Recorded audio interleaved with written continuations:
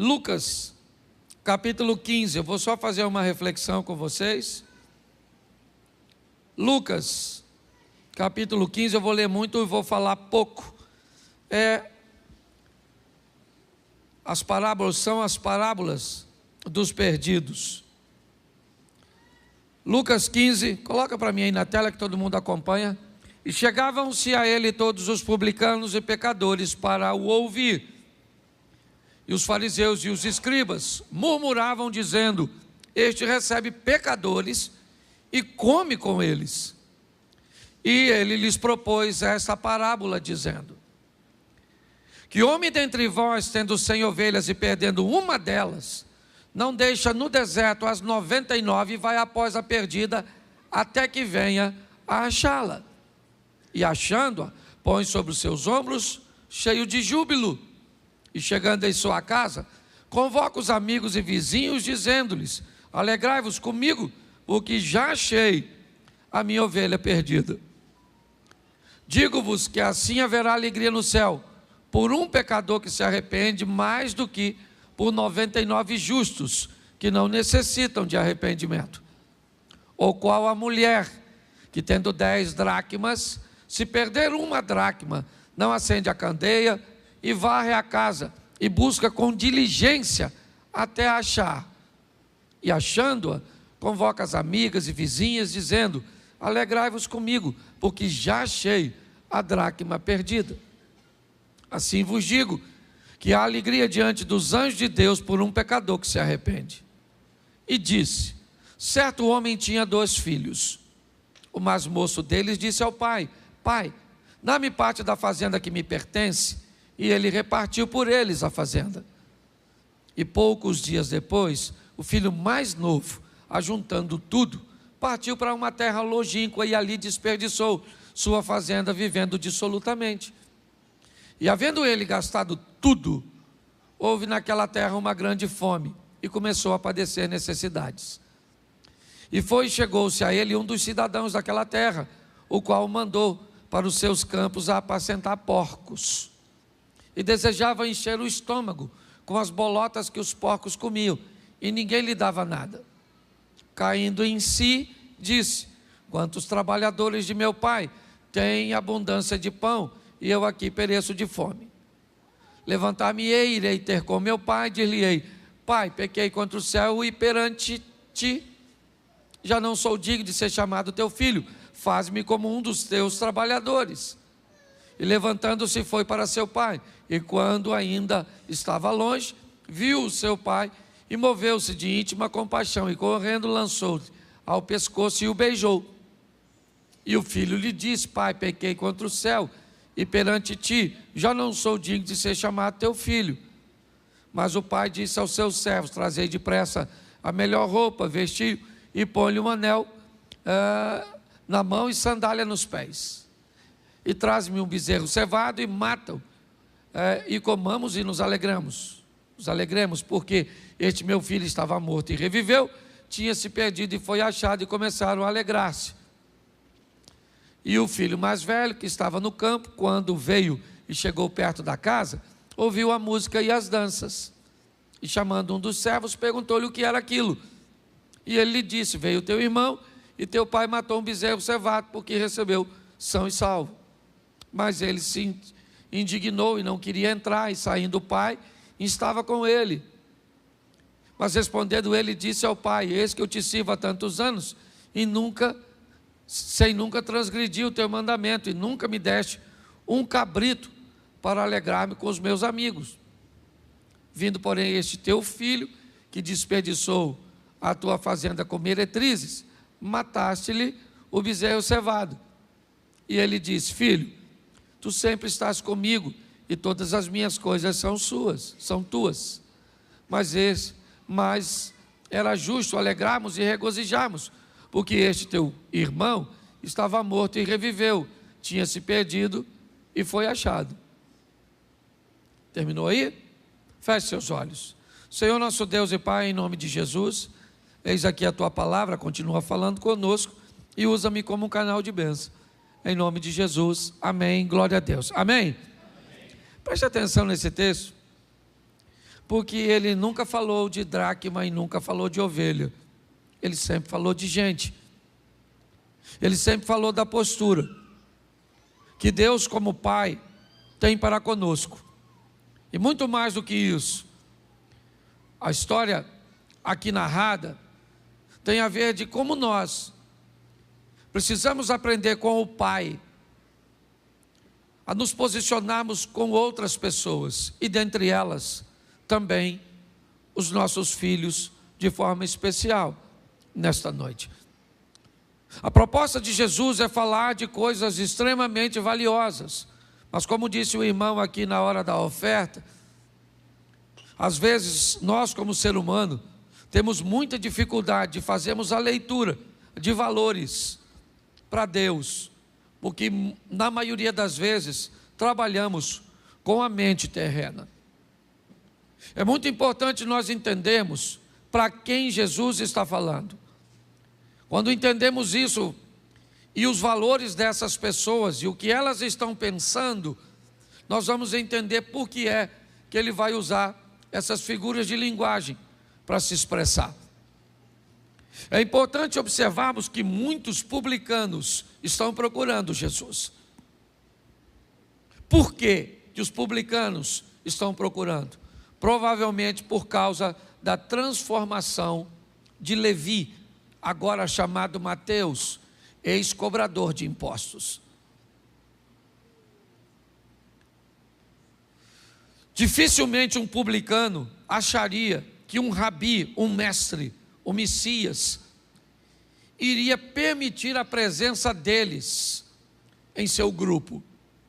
Quando Jesus rompe esse paradigma, dizendo para Levi, no ambiente, na coleta de impostos, deixe tudo isso e me siga, e esse homem deixa todo aquele ambiente tão rentável, tão agradável, tão protetor, que é ter a seu favor ou por trás de você a águia da bandeira romana e as pernas de ferro da estátua te protegendo com um exército poderoso. Quando Jesus aceita este homem, mais à frente nós vamos ver a mudança também do Zaqueu, um ex-publicano, que agora vai viver uma novidade de vida. Nós descobrimos que Jesus está rompendo paradigmas e achando valores onde pessoas não conseguem enxergar. Então quem está ouvindo Jesus são pessoas de dentro de casa e de fora de casa. Ele tem publicanos, ele tem pecadores, ele tem escribas, ele tem fariseus, ele tem os discípulos, ele tem o povo. O que ele tem é uma multidão ao seu redor.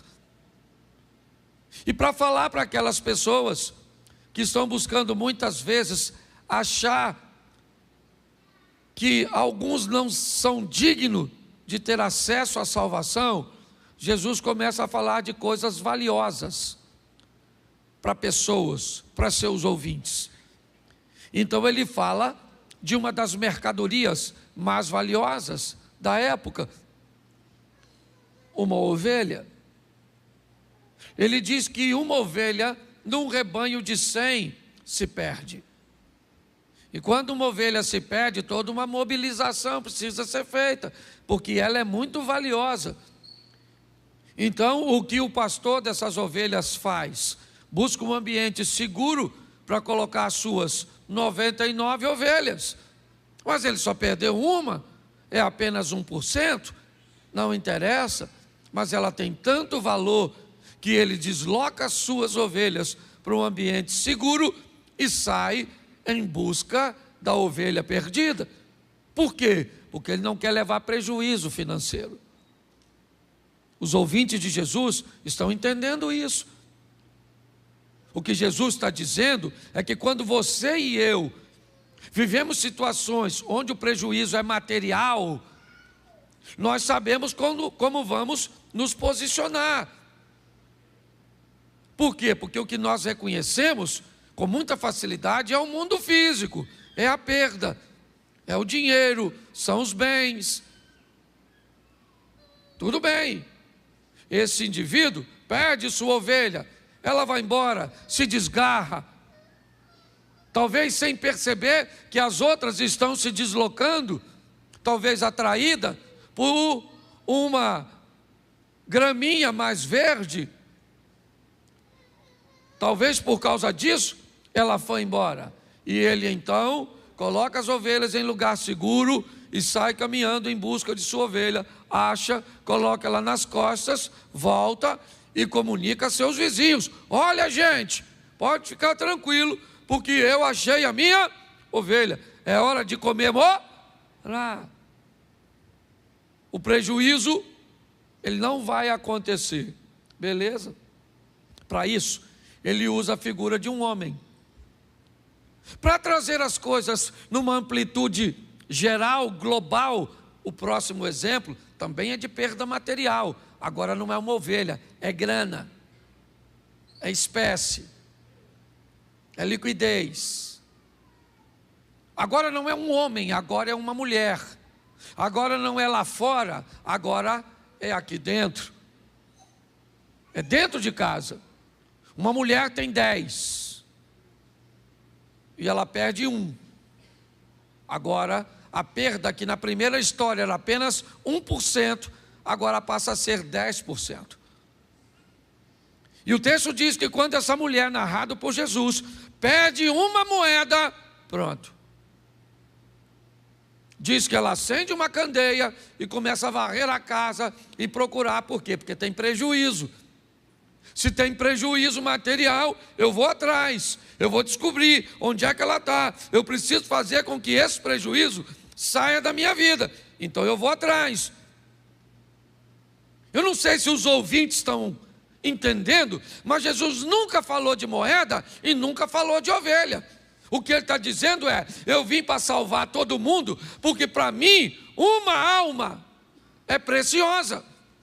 O grande problema é que pode ser a alma de alguém que não vale nada para você. Porque quando é a alma do seu marido, quando é a alma do seu filho, quando é a alma de alguém que está tão próximo, aí tem valor. Mas quando é a alma de alguém que você não conhece, de um traficante, de uma prostituta, quando é alguém que é tão valioso para Deus, mas que não é valioso para nós, as coisas começam a complicar. É isso que Jesus está tentando romper, porque o que eles estão chateados é que Jesus está entrando para comer e dar atenção para gente que eles não dariam. Então eles não apenas não dão atenção, como eles não querem que essas pessoas recebam. Olha só, e quem são esses? Esses também são filhos. Quando Jesus diz que tem gente perdido dentro, no exemplo das dracmas, está falando exatamente dessa turma: fariseu, publicano, escribas, dessa turma de crente, que recebeu a ele de olho no seu umbigo, porque para mim me basta salvar a mim mesmo. Mas a Bíblia diz que aquele que buscar salvar a sua vida irá perdê-la, mas aquele que perder sua vida por amor de muitos, esse então irá achá-la. Quando olhamos para isso, é isso que ele está dizendo.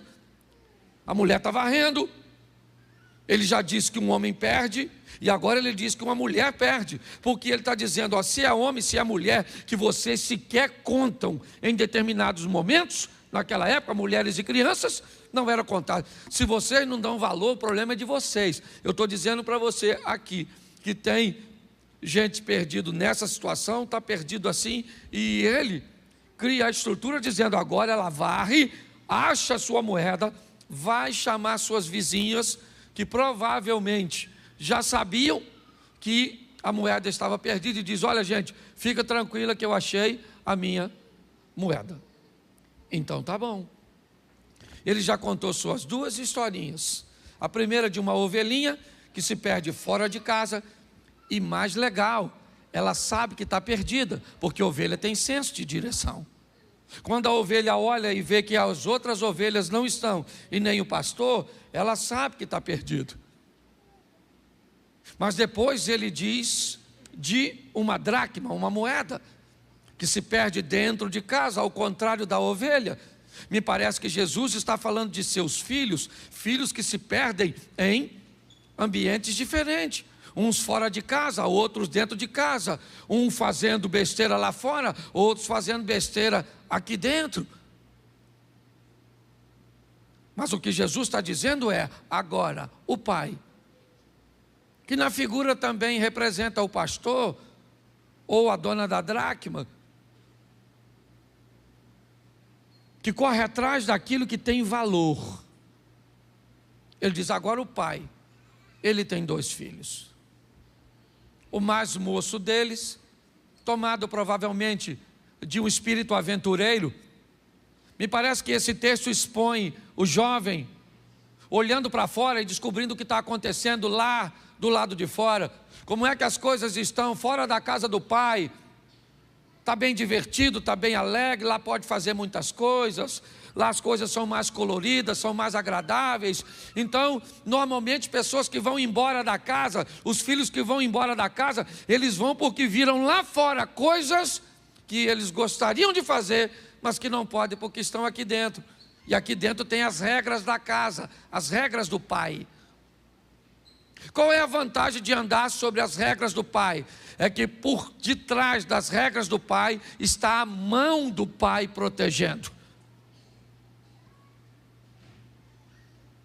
É importante nós entendermos isso. Mas pastor, a nossa vida, a vida do crente, é uma vida preto e branca? É uma vida onde não se pode fazer nada? Não, a nossa vida nós podemos fazer quase tudo, menos pecar. O resto a gente pode fazer. Eu não sei o que o crente não pode fazer. O crente pode fazer sexo, sim ou não? Sim ou não? Só tem que estar casado. O crente pode jogar bola? Pode ir no cinema? Pode viajar? Pode ter carro bom? Pode comer comida boa? Ele pode morar no exterior? Ele pode roubar os outros?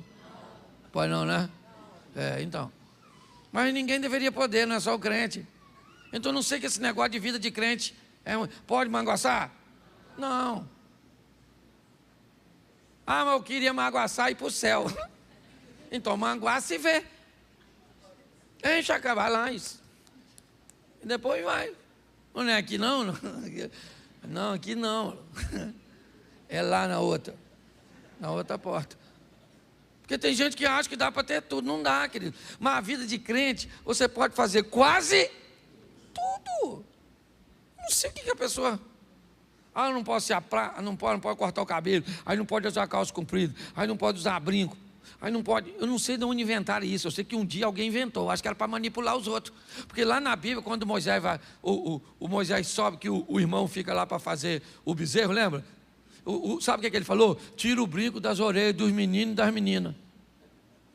Está lá na Bíblia. Menino usava os brinquinhos. Hoje nós estamos querendo falar, tira esse brinco, garoto, você não é homem não. E lá um brinco faz de uma pessoa mais homem ou menos homem. Aí bota uma calça comprida e vira... Eu já falei isso aqui um dia, eu cheguei, minha mulher chegou em casa e falou, Cláudio! Eu falei, o que foi? A igreja está perdida. Eu falei, o que foi, minha filha? Você viu o cabelo da menina na igreja? Eu falei, que cabelo? Ela falou, a menina com cabelo azul. Ela meio azul, meio vermelho. É roxo, né? Meio azul, meio roxo. Eu vi, claro, como é que você não vê? Numa igreja, um cabelo meio azul e meio roxo. E eu falei, qual é o problema? O problema, Cláudio, é que essa pessoa fica pintando o cabelo assim. Eu falei, querida, eu entendo. Mas o seu cabelo é amarelo assim? Eu conheci o seu, você tinha o cabelo pretinho. Aí ela me olhou, eu falei, mas amarelo não é pecado. Pecado vermelho, roxo e azul. Falei, se pintar cabelo for para o inferno, isso vai dar uma discussão entre você e a moça. Quando alguém faz alguma coisa, mesmo que não seja pecado, mas for esquisito, é lógico que todo mundo vai olhar, que nós não estamos acostumados. Mas não significa que a pessoa vai para o inferno, significa que a gente vai olhar. E a gente passa cada coisa, gente. Gente, eu fui jantar essas... Só, eu não vou nem falar que a pessoa pode estar aqui, deixa quieto. Passei uma vergonha, deixa quieto. Vamos voltar para o texto aqui. Mas eu preciso que você entenda uma coisa. Para Deus, todos nós temos sim ou não? Sim, sim. E o valor é tão alto que às vezes a gente não consegue enxergar.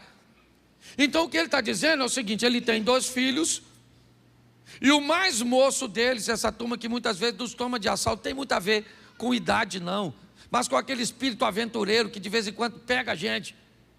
Pega, estou cansado de ver mulher de 50, 60 anos que vira tchutchuca. Você já viu? Bota uns roupinhos. Você fala, não. Meu Deus do céu.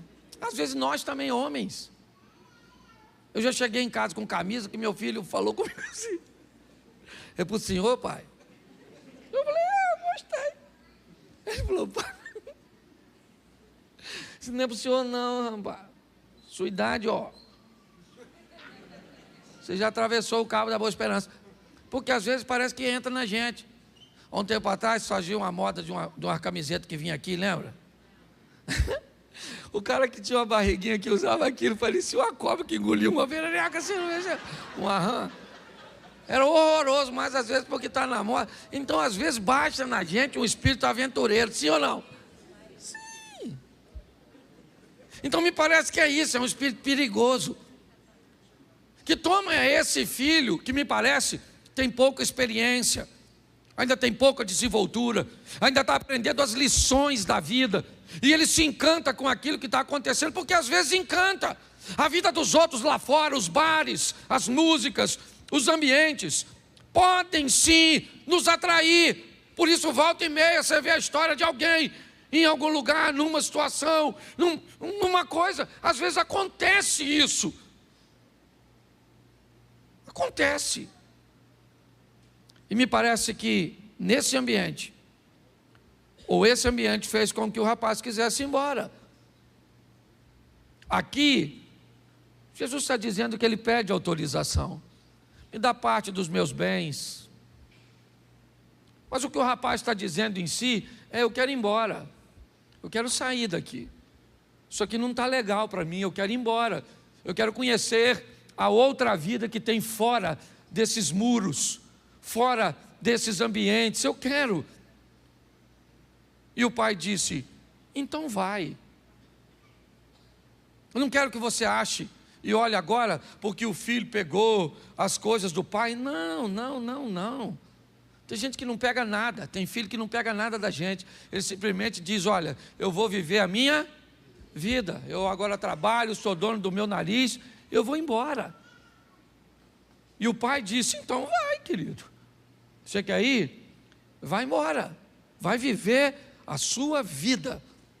E ele vai para um ambiente que para ele é acolhedor, é legal, é novidade. Me parece que o texto aqui quer mostrar que o pai dá ao filho alguma coisa, exatamente para mostrar como é que as pessoas fora se comportam quando você chega tendo algo a oferecer.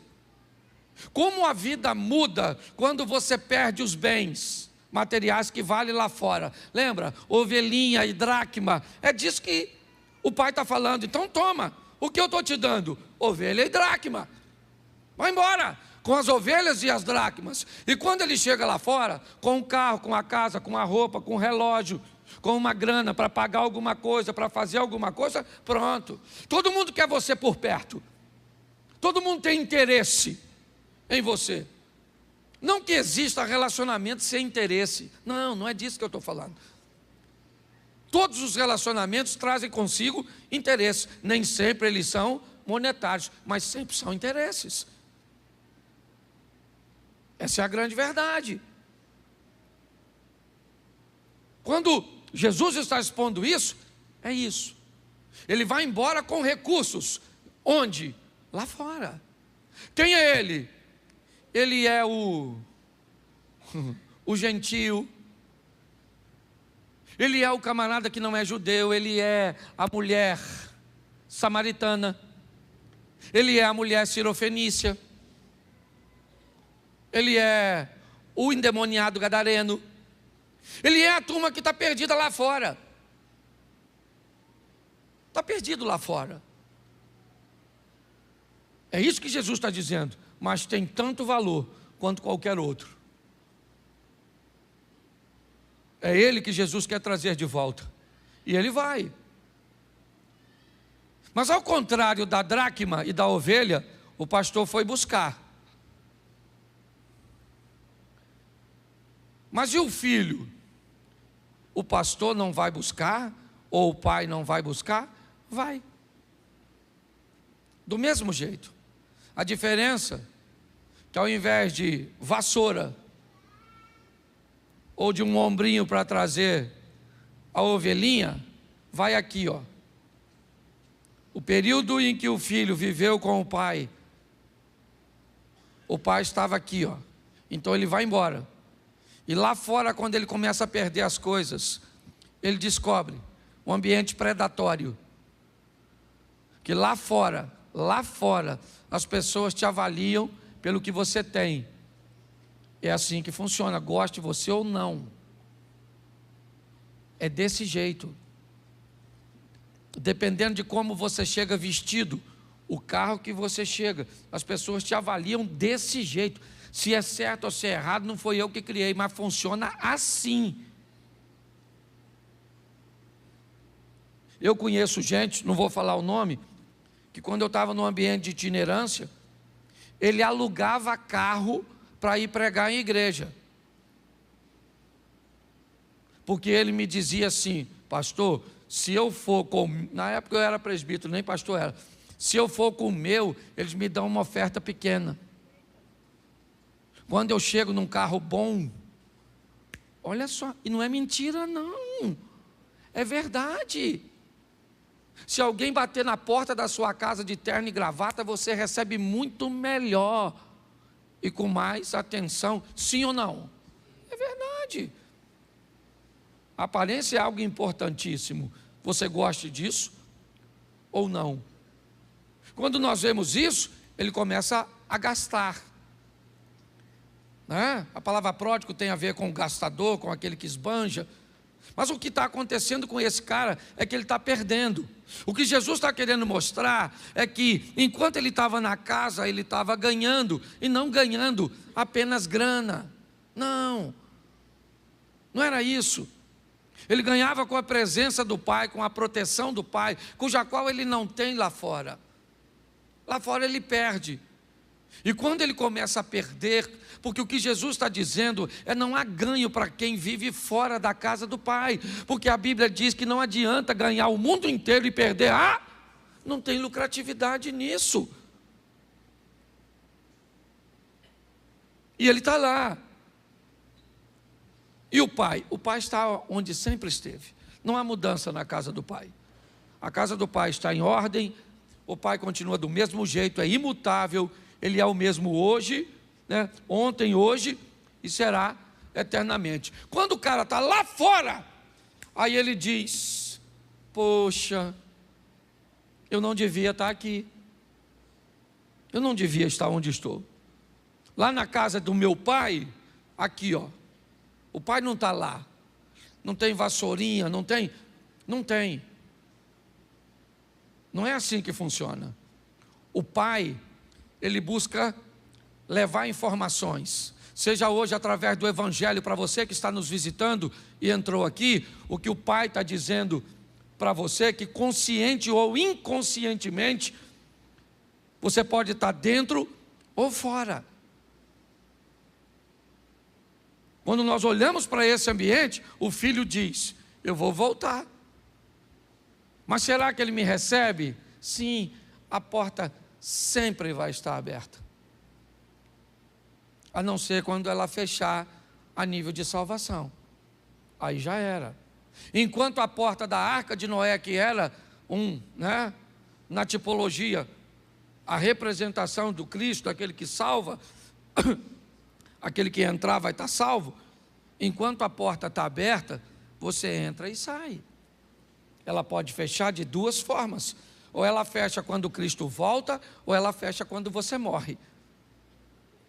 Quando a porta da vida fecha, você não tem mais espaço para escolher. Enquanto você está vivo, você pode escolher. Por quê? Porque ele ainda não voltou e você ainda não foi. Mas quando essa porta fecha, querido, já era. A porta está aberta, o filho diz: eu vou voltar. E o pai, segundo o texto, está ali, aguardando o retorno do filho. Sim, todo culto é um ambiente de porta aberta. Todo dia é um dia onde a porta pode fechar. Nós já tivemos na outra igreja, lá quando a igreja era no cantinho, lá, uma quarta-feira, onde um dos pregadores saiu do altar, foi até um garoto e disse para ele: você não quer voltar para Jesus? Ele disse: não, ainda não é a hora. Ele disse: me parece que essa é a última oportunidade, a porta vai fechar para você. Ele disse: não, eu ainda tenho algumas coisas. Eu fui, se não me falha a memória, eu estava em Belo Horizonte, e aí o pastor Osias me ligou e disse: irmão, mataram fulano na frente do cartório. A porta fechou. Eu espero que o tiro não tenha matado ele na hora. Eu aprendi uma coisa: todas as pessoas que conhecem Jesus e não morrem subitamente, dificilmente não recorrem a ele na hora da morte. A minha grande preocupação é que nem sempre você tem tempo, ou quando tem tempo, às vezes não conhece o caminho. Quando nós olhamos esse texto, o filho volta e o pai o recebe, devolve o símbolo da família, dá para ele a dignidade e diz a ele que ele retorna como um membro da família. Voltou. Eu não vou falar sobre ele hoje, mas nós temos um outro filho, um filho que nunca foi embora, mas que nunca esteve dentro. Alguém provavelmente que conhecia todas as coisas e que a reclamação que ele faz é descabida. Ele diz para o pai: o senhor matou um bezerro cevado, o que é preparado para os momentos especiais, e deu para o outro, e nunca me deu um cabrito. O pai aqui disse o quê? Meu filho, tudo que eu tenho é teu. O cabrito estava aí. Provavelmente você nem amigo tem, camarada. Por isso que nunca matou o cabrito, porque não sabe reconhecer o valor dos outros. Está assim de gente que se perde muitas vezes dentro da igreja, se perde olhando a vida dos outros, ao invés de entender que todas as vezes que entrar alguém perdido, está tão perdido quanto nós, ou talvez um pouco mais, porque hoje estamos mais perto de Deus do que um dia estivemos. Precisamos entender o valor das pessoas, o quanto ela vale. Se não vale para você, ela vale para Deus. Eu às vezes peco demais, errando a medida, por ser compassivo demais. Às vezes eu sou tão tranquilo que as pessoas acham que eu sou frouxo, acham que eu sou um banana, porque muitas vezes a força que Deus me deu para esmagar alguém, às vezes é muito fácil, o poder do microfone, um nível de autoridade. Mas fazer algo contra alguém que o meu Deus ama, para mim é muito desafiador. E às vezes eu posso errar na medida também, ser complacente demais, e acabo prejudicando ao invés de ajudar. Mas eu queria que hoje você entendesse que o nosso Pai aguarda o nosso retorno. Às vezes estamos dentro da casa, dentro da igreja, mas não estamos tão próximos dos valores e dos princípios do Pai. O Pai está feliz porque o Filho voltou, e o indivíduo que mora com o Pai está triste pelo mesmo motivo. Ele sequer é capaz de chamar o indivíduo de irmão. Esse teu filho que gastou tudo com meretrizes. Como esse teu filho? Esse é teu irmão. Se você não é capaz de tratar a sua esposa bem, lembre-se que antes de ser sua esposa, ela é sua irmã. Cuidado, porque em algumas ocasiões o seu pai também é teu sogro. Então preste bem atenção no que você vai falar. Como você vai cuidar das pessoas. Essa é uma história sensacional. Onde não tem ovelhas, não tem dracmas, tem gente o tempo inteiro. Gente se perdendo dentro, gente se perdendo fora. Mas gente que para tudo para se ir atrás. É isso que a Bíblia está dizendo. E hoje eu fecho aqui dizendo: não desista de seus filhos. Pare tudo. Às vezes nós estamos tão preocupados em arrumar dinheiro, em fazer tantas coisas. E a única coisa, eu lembro, quando meu casamento estava quase acabando, por causa de um ministério tão bem sucedido. Nossa, eu tinha 2 ou 3 malas, elas estavam prontas. Era só chegar em casa, dar um beijo na esposa, virar as costas e ir embora. Eu nunca preguei, eu nunca cobrei para pregar em igreja nenhuma. Eu ganhei a minha primeira oferta depois de 12 anos que eu pregava. Eu fiquei 12 anos pregando sem ganhar R$1. Hoje eu posso dizer para você que mesmo não cobrando, as ofertas que eu ganho nos lugares que eu vou, talvez seja uma das maiores de todos os itinerantes e pastores do Brasil. Mas eu nunca cobrei. Mas depois de um tempo eu pude trazer muito recurso para casa. É verdade. Pude dar à minha mulher e os meus filhos muito mais dignidade do que eu tinha dado. Até que um dia, ao chegar em casa para viajar novamente, ela pediu que eu sentasse no sofá. E ela me disse: Cláudio, eu preciso te explicar uma coisa. Eu já vivi com você sem dinheiro. Não era fácil, mas eu já vivi com você sem dinheiro e eu sei viver. Mas eu não quero viver com seu dinheiro sem você. Eu gosto muito do seu dinheiro, mas eu gosto mais de você do que do seu dinheiro. Naquele dia, nas entrelinhas, minha mulher estava me dizendo: Cláudio, ou fique mais perto de nós, ou não faz sentido. Eu lembro uma vez que eu cheguei em casa na segunda-feira e meu filho Caio me disse: pai, o aniversário, não lembro agora de quem foi, era de um parente, foi muito legal. Aí eu falei: como aniversário, rapaz? O aniversário de fulano foi no sábado. E eu disse: mas não me chamaram? Minha mulher então saiu do quarto e disse: para quê, Cláudio? Já faz quase 3 anos que você não vai ao aniversário de ninguém, pregando. Eu olhei e falei: cara, tem alguma coisa de errado nisso. Aliás, você está numa igreja que nasceu por causa disso. A necessidade de estar perto da minha casa, da minha família. Eduardo trabalha comigo, sabe, hoje dava para estar em qualquer lugar do Brasil. E dava para estar amanhã, e depois da manhã, e de manhã, e de tarde, e de noite. Eu já cheguei a receber quase 300 convites por dia. Essa semana passada ele me disse que nós estamos chegando perto dos 100 por dia.